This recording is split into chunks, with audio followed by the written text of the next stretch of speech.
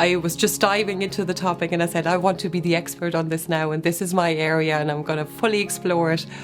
And I was told to take a break because it was a 4-year journey and there was no way I was going to last. And my enthusiasm would die out if I didn't calm down. On the emotional level, I was very much challenged, and personal level, yes. And sometimes, I know even myself, when you're supervising for a long time, you have to always remind yourself about what a big step somebody has taken to start their PhD. I remember the 1st of October 2014 was the first day my PhD started, because that's when I got funding, and I actually had a panic attack on that day.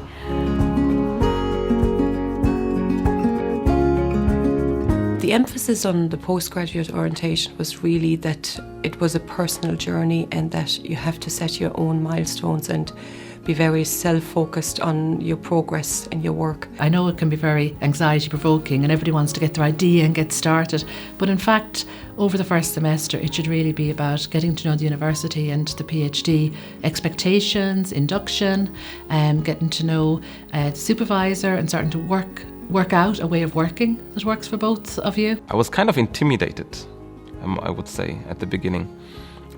Because I knew who the supervisor was. He was an authority in his field, well known within international organizations. You have to define and negotiate with your supervisor what role you want them to play and what kind of supervision you would like. I think it's a give and take relationship with the supervisor. First of all, you have to really get to know them. They're a person themselves, they have a lot of things to do themselves, so you can't expect a supervisor to be jumping and having free time for you any time that you need them. I think it's unrealistic over a 4-year period that there's not going to be a point in time where maybe you don't agree with each other, or perhaps you feel that your supervisor is trying to push you down one road and you don't want to go, you want to go another road. That requires open, honest communication when you're at the beginning of your PhD, that you do need to listen and learn. Realising that I had to step up my game a bit and that I was responsible for my research was one of the changes of postgraduate study. Reflect and accept criticism.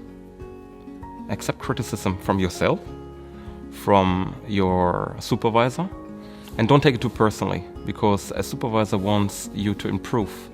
And now, after 3 years, I realize how much my supervisor wanted me to achieve my goals. People are very friendly and welcoming in Galway, and especially NUIG. And NUIG is a very student-orientated university, so I was very surprised that I was so well taken care of. You never had to look far for advice or support or help.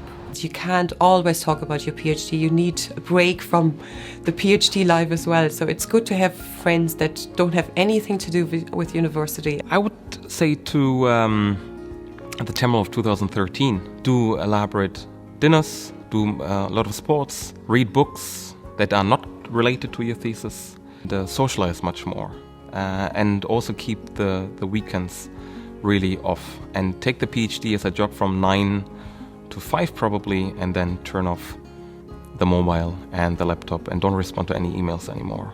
I think what's helpful from the very start is for students and supervisors to sit down to see that this is a very long stretch of time. You can actually chart what one might expect to be doing in year 1, the idea, ethics approval, setting up your instruments, moving on to field work, analysis, writing up.